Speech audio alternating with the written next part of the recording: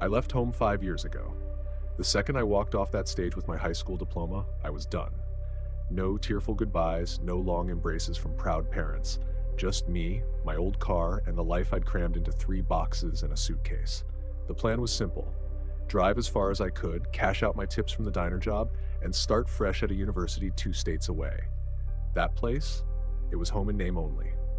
The night before I left, my parents were out at some fancy restaurant, probably arguing behind fake smiles while their friends pretended not to notice. Meanwhile, I was in my room, packing up my life in neat little rows. By the time I was done, it looked more like a guest room than the one I'd grown up in. For a moment, I thought, hey, maybe mom would actually approve for once. They got home at 10:07 p.m.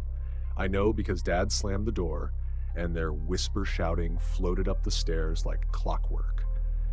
Not out of concern for me, of course, but to keep up appearances for the neighbors.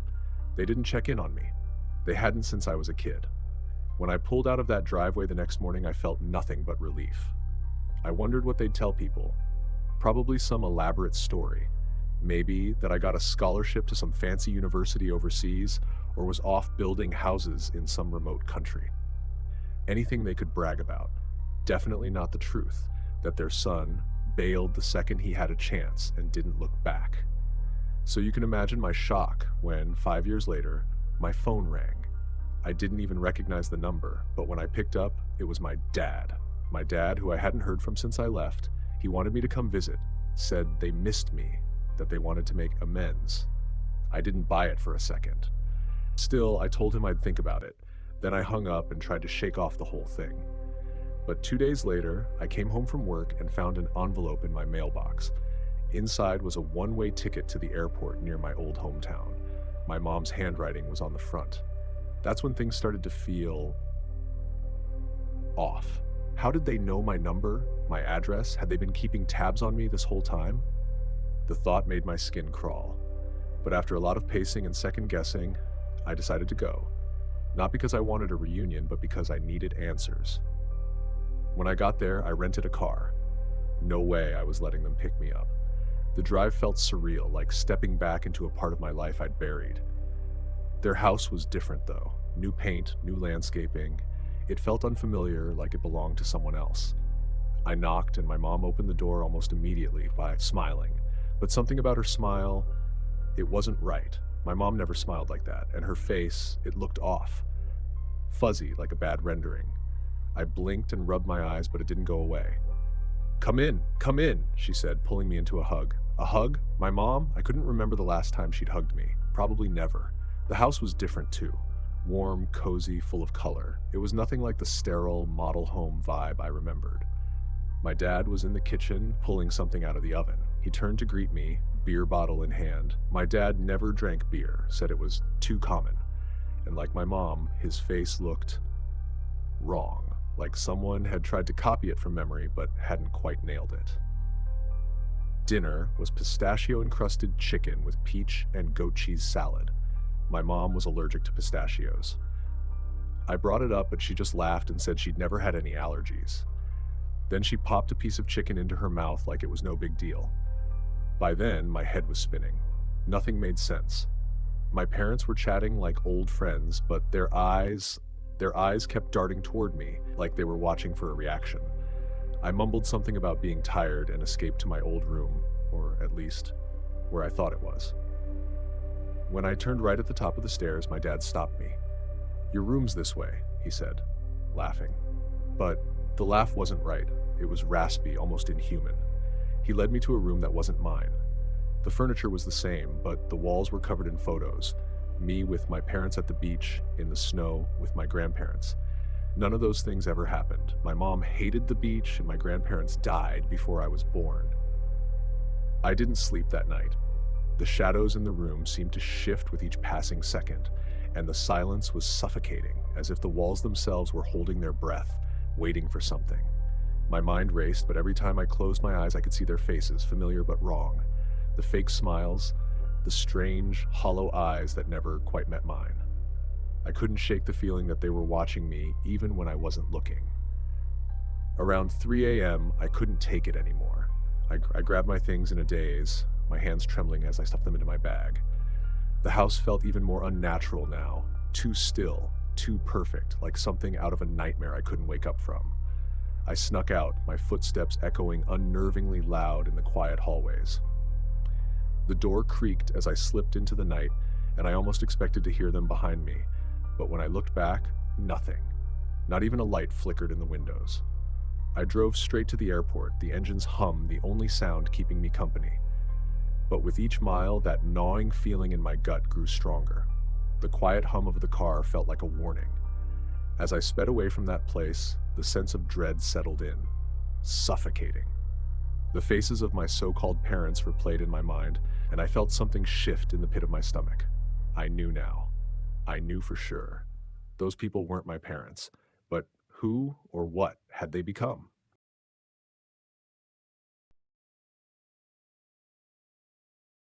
Some places never truly let you go. For years, I avoided the whispers of my past, the memories tied to that crumbling house on Maple Street. But when a desperate call from an old friend pulled me back, I realized the house wasn't just a relic of my childhood fears. It was something far worse, and it had been waiting for us. It had been years since I'd heard from Tom. We used to be inseparable, but somewhere along the way, life pulled us in different directions. We drifted apart, and I'd almost forgotten the sound of his voice. So when the phone rang that night, I was surprised to see his name flash on the screen. "Hey, it's been a while," I said, trying to sound casual, but there was something in his voice that made me stop in my tracks. It was frantic, like he hadn't slept in days. "I need you to come with me," he said, his words hurried. I I don't know who else to turn to.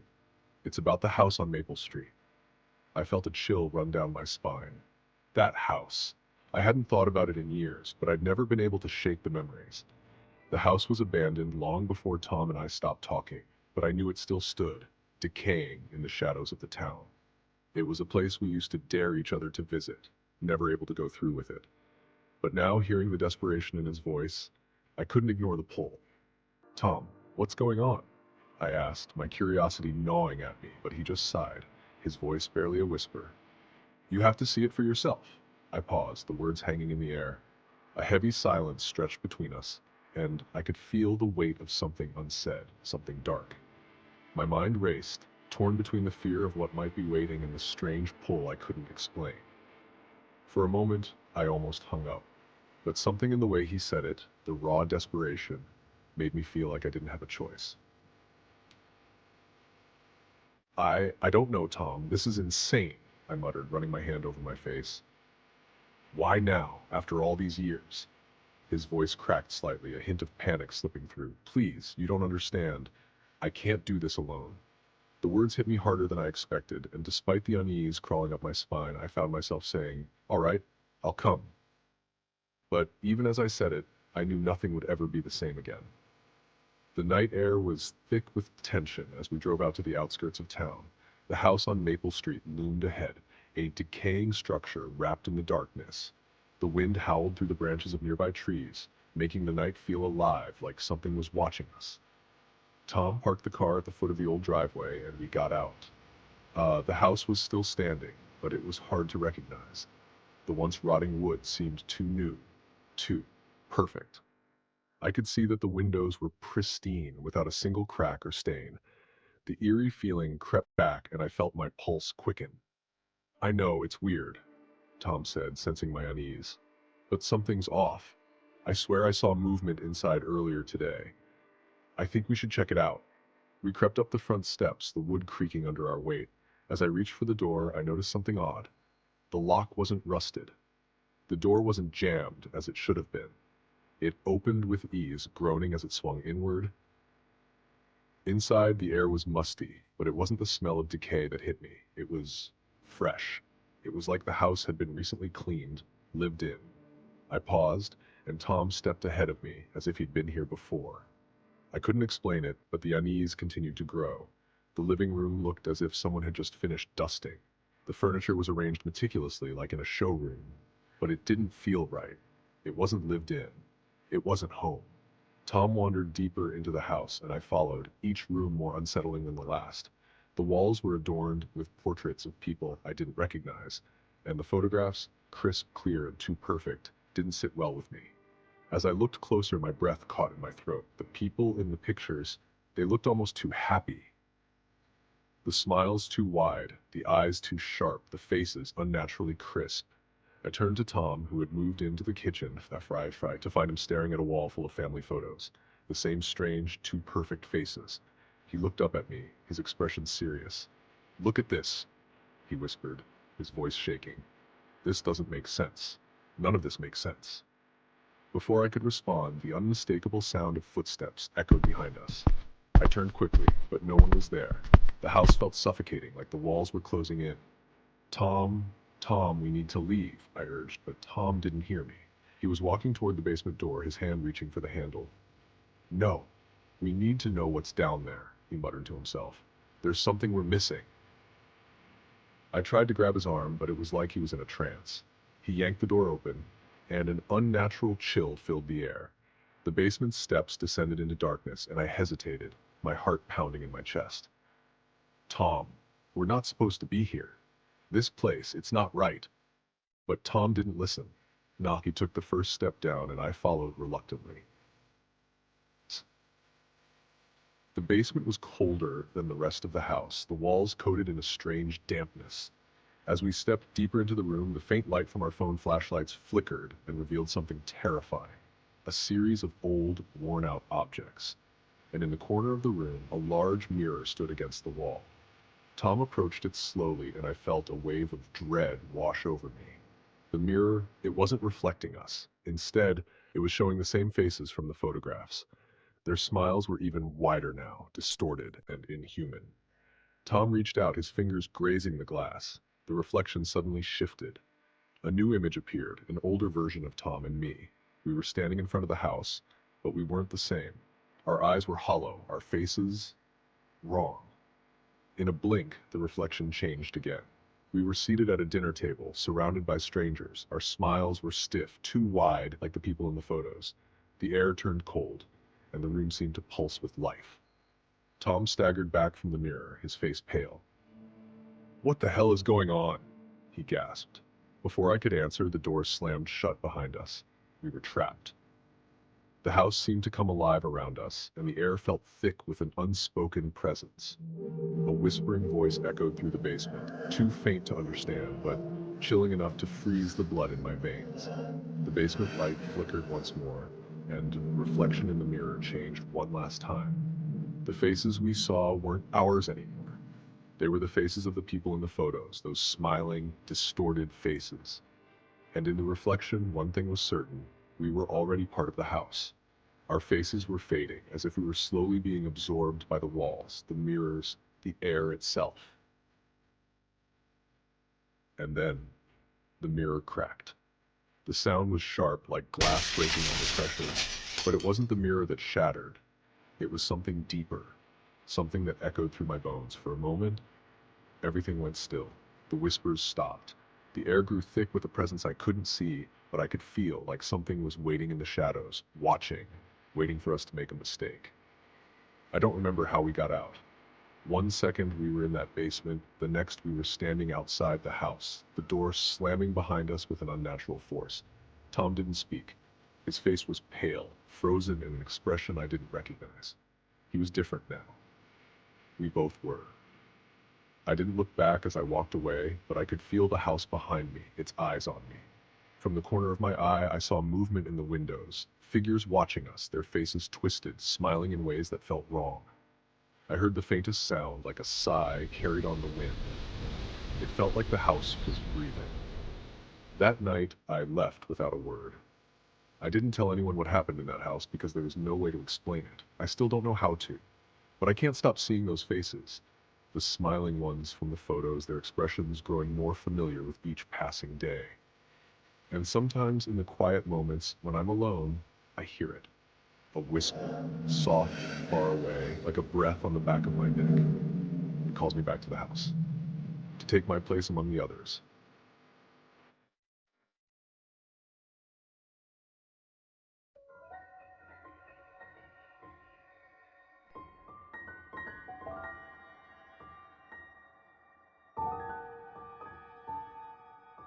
It was a Friday night when I got the call. I was scrolling through my phone when my neighbor, Mrs. Blackwell, asked if I could babysit her two kids. She promised it would be a quick, easy gig. They were great kids, quiet and well behaved. I'd babysat for them a few times before, so I agreed without hesitation. The extra cash was nice, and I didn't have any plans that night. The house was just down the street, a cozy that two-story building with white shutters and a wide porch. It looked calm and welcoming, just like the rest of the neighborhood. I rang the doorbell and Mrs. Blackwell opened the door with a warm smile. "Thanks again for doing this," she said as she handed me the keys. "The kids are already in bed, so all you need to do is keep an eye on them. We'll be back by midnight." "No problem," I smiled back, assuring her that everything would be fine. She left quickly, her car disappearing down the street, and I was left in the stillness of the house with only the faint sound of the wind rustling through the trees outside. I locked the door behind me and walked through the house. It felt empty, too empty. I chalked it up to the fact that I wasn't used to being alone in a house that large. The kids, Daniel and Lily, were already asleep in their rooms upstairs. I could hear their soft breathing through the walls as I settled down on the couch in the living room. I put the TV on low volume to pass the time, feeling a little on edge, but I figured it was just the quiet of the house that was making me nervous. The clock on the wall ticked, its hands slowly making their way towards midnight. I was starting to drift off when suddenly the phone on the wall rang. I wasn't expecting any calls, especially not at this time. My heart skipped a beat and I stood up, slowly walking over to the phone. I picked it up, holding it to my ear. "Hello?" The line was silent for a moment and then a voice whispered, "Have you checked the children?" I froze, a chill creeping down my spine. The voice sounded faint, distorted, almost too calm. I swallowed hard, trying to shake off the sudden wave of unease. It had to be a prank call. I laughed nervously to myself. "Who is this?" I demanded, my voice shaky. But there was no response, only silence. I waited for a few moments before hanging up, trying to dismiss it as a random prankster. I tried to go back to watching TV, but the uneasy feeling lingered. The house seemed darker now, the shadows in the corners of the room feeling heavier than before. I kept glancing toward the stairs, my mind racing. I thought about checking on the kids, but I dismissed it. They were fine. They were sleeping. But then, just as I was about to relax again, the phone rang again. I grabbed the receiver quickly, my heart pounding in my chest. "Hello?" This time, the voice was clearer, more insistent. "Why haven't you checked the children?" I froze. My throat went dry as the blood drained from my face. I couldn't even bring myself to speak. What was happening? Was someone inside the house? Was someone watching me? I put the phone down and rushed upstairs, my mind racing with thoughts of what could be happening. I had to check on them. I had to make sure they were okay. I opened the door to Daniel's room first. He was fast asleep, his little body curled up under the covers. The room was quiet, too quiet, but everything seemed normal. I walked across the hall to Lily's room. She was also asleep, her blonde curls spread out over the pillow. I let out a breath I didn't realize I was holding, feeling a little foolish. They were fine. Everything was fine. But as I turned to leave, something caught my eye. The window in Lily's room was slightly ajar, the curtains swaying gently in the night breeze. I was sure I had closed it before. A sudden chill ran through me, and I rushed to the window, closing it quickly. I couldn't shake the feeling that something wasn't right. I walked back down the stairs, my footsteps heavy on the wooden floors. I needed to stay calm. I needed to focus. But then, the phone rang again. I jumped, the sound echoing in the empty house. My hand trembled as I picked it up. "Hello?" I whispered, afraid of what I might hear. There was a long pause before the voice spoke, softer now. "The children are in the basement. Get out of the house now." My blood ran cold. My heart pounded in my chest as panic surged through me. What did that mean? What basement? The house didn't have a basement. I backed away from the phone, my mind racing. There had to be some mistake. But then, I remembered something. The house had an old cellar beneath it, a place where Mrs. Blackwell kept all of her old junk. But I had never gone down there. I had no reason to. I grabbed my purse, my hands shaking. I wasn't going to stick around to find out what was going on. I needed to leave now. I grabbed my keys and rushed to the front door. But as I reached for the handle, I heard footsteps from upstairs. I froze. Someone was walking around upstairs, but the kids were in bed. My blood ran cold, and I slowly turned toward the stairs, my breath shallow. I reached for the door again, but then the footsteps stopped. Silence filled the house once more. With trembling hands, I yanked open the door and ran outside, not stopping until I was at the end of the driveway. I didn't know what was going on, but I didn't care. I wasn't going back in there. I waited for what felt like hours for Mrs. Blackwell and her husband to return. When they finally did, I didn't tell them what happened. I couldn't. How could I explain it? How could I tell them that someone had been watching me, that someone had been calling me from inside the house? I never babysat again after that night.